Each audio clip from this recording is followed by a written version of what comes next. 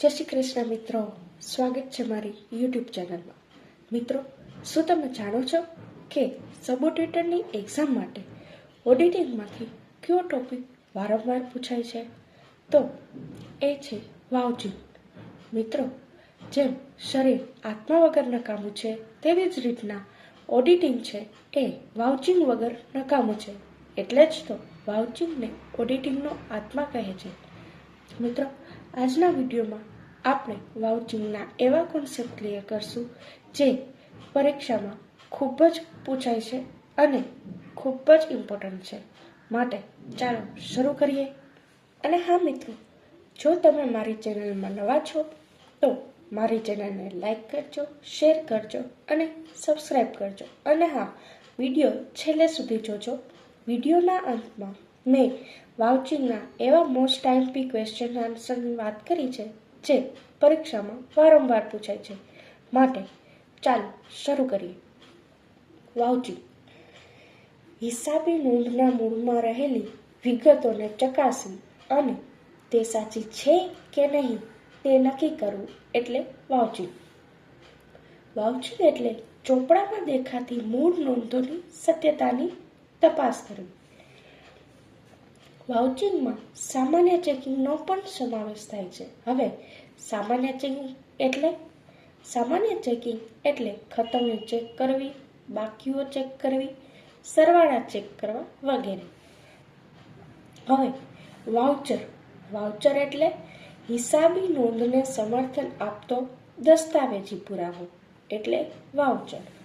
હવે રોનાલ્ડ આયરિસે વાઉચરની એક બહુ સરસ વ્યાખ્યા કહી છે જે વાઉચર એ પહોંચ ભરસ્યું કે માલસામાન માંગણી પત્રક હોઈ શકે, અથવા ટૂંકમાં કહીએ તો લેખિત વ્યવહારોનું સમર્થન કરે એવો કોઈ પણ લેખિત પુરાવો હોઈ શકે. એટલે કે વાઉચર એ તપાસ કરે છે કે લેખિત વ્યવહારો છે એ બરોબર છે કે નહીં, એ વ્યવહારોનું સમર્થન કરે છે. માટે રોનાલ્ડ આયરિસની વ્યાખ્યામાંથી એક ઉદાહરણ લઈએ તો માની લો કોઈ કંપનીમાં 10,000નો મોબાઈલ લીધો તો વાઉચર એ તપાસ કરશે કે ભાઈ 10,000 રૂપિયાનો મોબાઈલ કંપનીમાં આવ્યો છે કે નહીં. આવ્યો છે તો સાચી રકમ એ દેખાડી છે કે નહીં. આ બધું કામ કરે છે કોણ? વાઉચર. હિસાબી સાબિતી રૂપે રહેલ કોઈ પણ કાગળ એટલે વાઉચર. હવે વાઉચરના પ્રકારો. સામાન્ય રીતે વાઉચરના 2 પ્રકાર પડે છે. પહેલું મૂળભૂત વાઉચર એટલે કે તે ઓરિજિનલ હોય છે. જે મૂળ વાઉચરો છે અને જેને આધારે હિસાબી નોંધો કરવામાં આવે છે તેને મૂળભૂત વાઉચર કહે છે. બીજું આનુષંગિક વાઉચર. જે વાઉચરમાં મૂળભૂત વાઉચરની નકલ છે તેને આનુષંગિક વાઉચર કહે છે. વાઉચિંગ એ ઓડિટિંગની કરોડરજ્જુ છે. વાઉચરના હેતુઓ. પહેલું, હિસાબી ચોપડામાં નોંધાયેલા વ્યવહાર ધંધા અંગેના જ છે તેની ખાતરી કરવી. બીજું, હિસાબો યોગ્ય રીતે મંજૂર થયેલ છે કે નહીં તેની ખાતરી કરવી. ત્રીજું, લખાયેલ નોંધ સાચી રીતે લખાયેલ છે કે નહીં તેની ખાતરી કરવી. ચોથું, કોઈ પણ વ્યવહાર નોંધવાનો બાકી તો નથી રહી ગયો ને તેની ખાતરી કરવી. પાંચમું, પ્રત્યેક વ્યવહારની સત્યતાના સમર્થન માટે દસ્તાવેજ કે અન્ય પુરાવાના અસ્તિત્વની ખાતરી કરવી.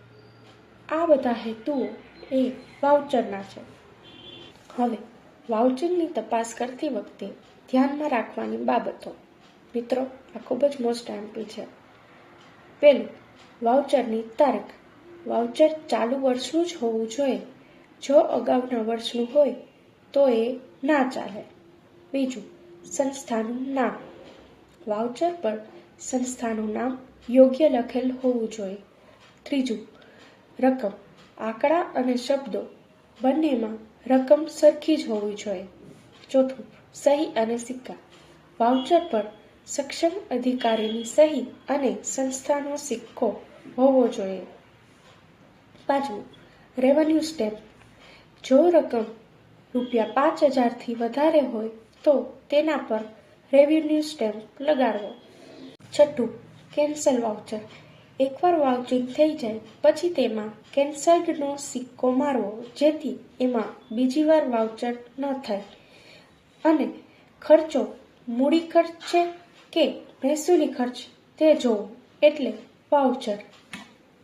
હવે આપણે ચર્ચા કરીએ ઓડિટિંગમાં વાઉચિંગને લગતા મોસ્ટ આઈએમપી વન-લાઇનર જે પરીક્ષામાં વારંવાર પૂછાય છે.